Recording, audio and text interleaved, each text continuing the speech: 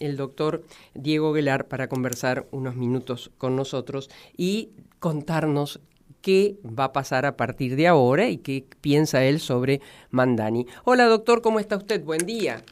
¿Qué tal? ¿Cómo le va? Buen día, un gusto estar con usted y con su más que calificada audiencia. Bueno, muchas gracias, usted es muy generoso. Doctor, ¿cómo hay que leer lo que ocurrió ayer en Nueva York? ¿Es algo que empezará a contrarrestar en el mundo una impronta muy de derecha o no? Bueno, yo creo que es muy buena la pregunta. La respuesta es más compleja. Yo creo que hay una reacción muy importante a lo que parecía una arremetida de Trump y de lo que podíamos llamar la derecha dura o nueva derecha, que parecía que no tenía freno. Yo mismo, habiendo sido 2 veces embajador en Estados Unidos, habiendo Sí. estudiado parte de mi carrera en Estados Unidos, me preguntaba y me pregunto hasta qué punto esta arremetida podía terminar con 250 años de construcción de lo que se llama check and balances, el sistema de equilibrios institucionales del cual Estados Unidos es sin lugar a duda un modelo universal, ¿no? Y para mí el secreto de la fortaleza de esa gran nación es ese sistema de equilibrios institucionales que parecían perdidos, o al menos con alguien muy decidido a romperlos, como con voluntad expresa, que es el caso del presidente Trump. Bueno, acá pasó algo más complejo que la anécdota, por supuesto muy llamativa, que un joven de 34 años, nacido en Uganda, musulmán, socialista, nacionalizado en el año 2018 recién, o sea, un nuevo norteamericano, un inmigrante, todo eso junto tenga la alcaldía de Nueva York. Claro. Es muy impresionante desde el punto de vista periodístico, la noticia. Sí, es verdad, sí. Ahora, pasaron otras cosas el mismo día. 2 gobernadoras demócratas en New Jersey y en Virginia, un triunfo electoral por cambio de régimen electoral en California, propuesto por los demócratas, que les mejora decididamente por la forma de computar los distritos, la verdad, una idea que habían puesto republicanos en otros estados, les mejora la posibilidad de tener mayor cantidad de representantes en la próxima elección. Es decir, estamos hablando de California, estamos hablando de Nueva York, estamos hablando de New Jersey, estamos hablando de Virginia, estamos hablando de una reacción del Partido Demócrata en diferentes. La nueva gobernadora de Virginia es exfuncionaria de la CIA, por ejemplo, Sí, no tiene nada que ver con la izquierda. Me llamó la atención eso, sí.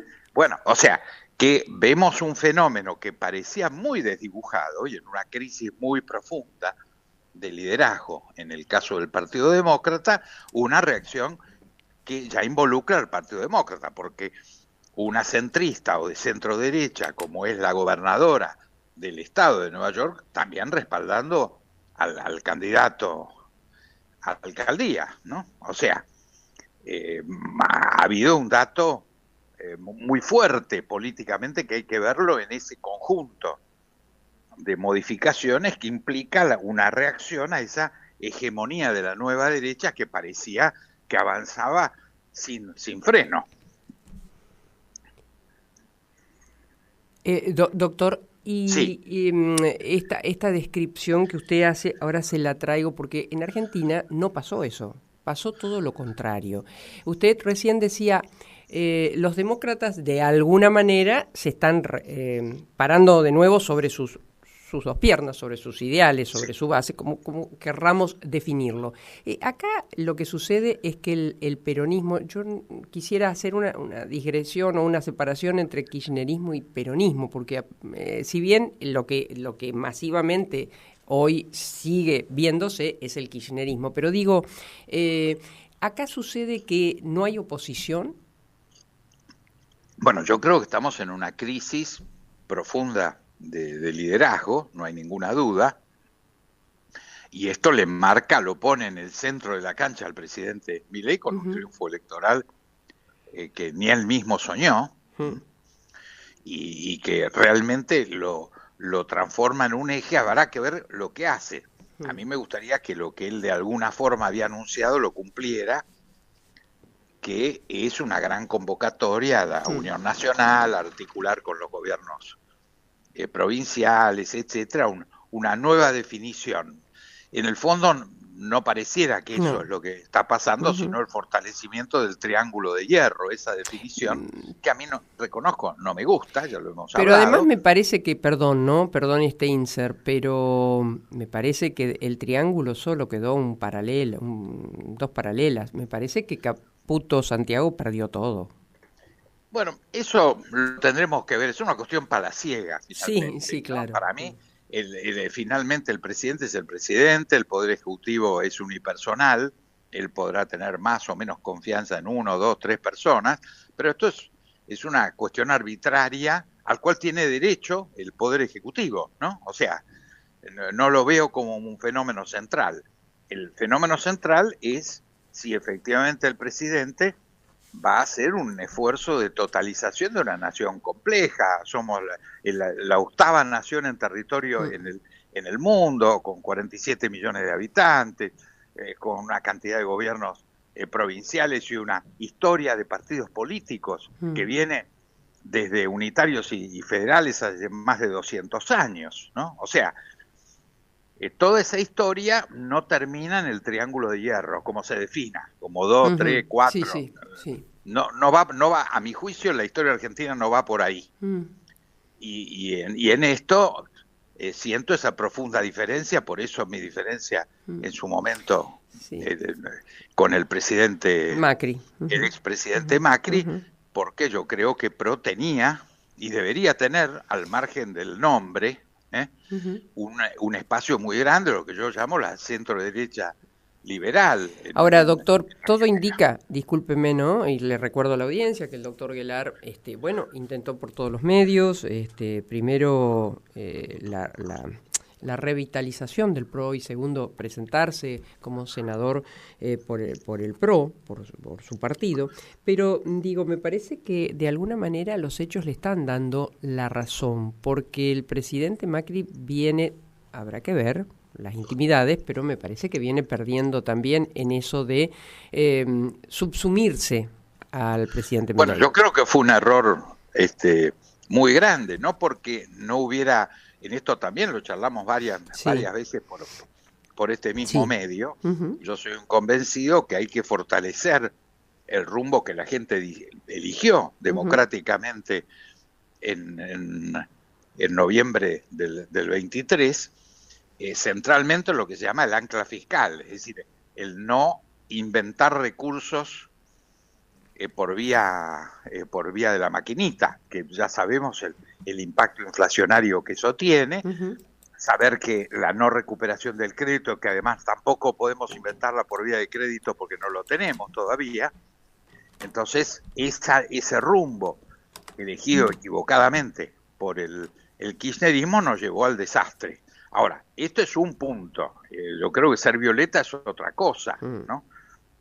Y yo no me siento violeta y creo que la inmensa mayoría de los argentinos, inclusive los que votaron fortalecer este rumbo, porque sintieron el miedo. Recordemos que en las últimas 2, 3 semanas a la elección, todos tuvimos la sensación de que esto estallaba, que íbamos a un default, y la verdad, gracias a la intervención norteamericana, yo digo gracias, porque creo que si no hubiera habido un dato que además, justamente por mi historia de conocimiento y de relación y de vínculo con Estados Unidos, no vamos a ver nunca más, ni para atrás ni para adelante, hemos visto ni veremos un antecedente de una intervención pedida. No estoy hablando de una invasión, estoy hablando de un juego tan fuerte de apoyo a una situación muy crítica que era la situación argentina. No tenemos que olvidarnos, creo que el primero que no debería olvidarse es el presidente. Claro. O sea que mágicamente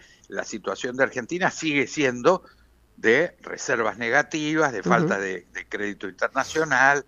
Todavía tenemos un camino, porque cuando hablamos del logro extraordinario de una perspectiva de 20 o 30% de inflación anual, estamos hablando de una inflación altísima en el mundo, no baja. Claro. Entonces, todo esto hay que ponerlo en la ponderación de la situación real y decir, bueno, efectivamente, que de nuevo la gente haya ratificado un rumbo, es un dato muy importante, hubiera sido gravísimo el debilitamiento del gobierno en este momento, o sea que yo celebro el resultado. Ahora, hay que trabajar mucho en la letra fina. Sí, ¿cómo se interpreta ese resultado de parte del gobierno? Doctor, exactamente. Sí, la última pregunta, y volvemos al principio. Mamdani, ¿qué es políticamente? Bueno, lo veremos. Es una figura totalmente nueva. Aparece en la antípoda, sin lugar a duda, de Trump. Y cuando digo antípoda, también en los excesos del otro lado. A mí no muchas de las cosas que dice me preocupan, no me parecen tranquilizantes ni entusiasmantes. Otras me parecen sensatas y que es lo que la gente le ha votado. Es decir, hoy, según todas las encuestas, el mayor problema de los neoyorquinos es el costo de vida. Entonces, que él plantee la cuestión de mejorar las condiciones de transporte y de vivienda, por ejemplo, claro, de la mayoría de los neoyorquinos, me parece absolutamente lógico. Ayer yo estaba almorzando con un alto ejecutivo de un banco que trabajó un año en Estados Unidos con muy buen ingreso y prefirió mantener a su familia, 5 hijos, en la Argentina y venirse los fines de semana. Le era más barato que lo que significaba el mantener a su familia en Nueva York. Y estamos hablando de altísimo nivel de ingreso. Claro. Entonces, obviamente, había este tema medido estadísticamente de la preocupación de la mayoría de los neoyorquinos, indica mucho, como que un número muy alto de judíos, y yo lo soy, hayan votado a alguien que tiene ideas muy pro-palestinas, por ejemplo, y que, por supuesto, la mayoría del voto afroamericano y latinoamericano girara violentamente contra Trump. Claro, claro. Entonces, son datos que hay que ponerlo en este contexto. Ahora, yo diría como expresión de deseos, espero que el nuevo alcalde de Nueva York se modere, busque maximizar y priorizar las necesidades de sus votantes en un marco de sensatez y que sea exitoso en eso y no que caiga en excesos que además lo lleven a un fracaso y generar un antecedente esperanzador para muchos en una tragedia. Doctor Guelar, como siempre, un placer, ¿eh? No, el placer es mío y siempre a disposición de ustedes. Lo sé, muchas gracias.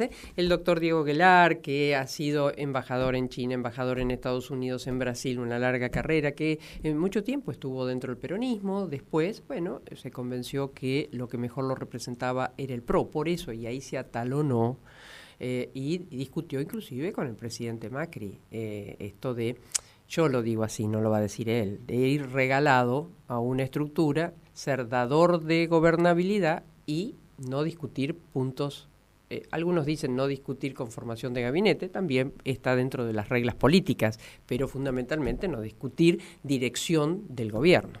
Voy a vos, Nicolás.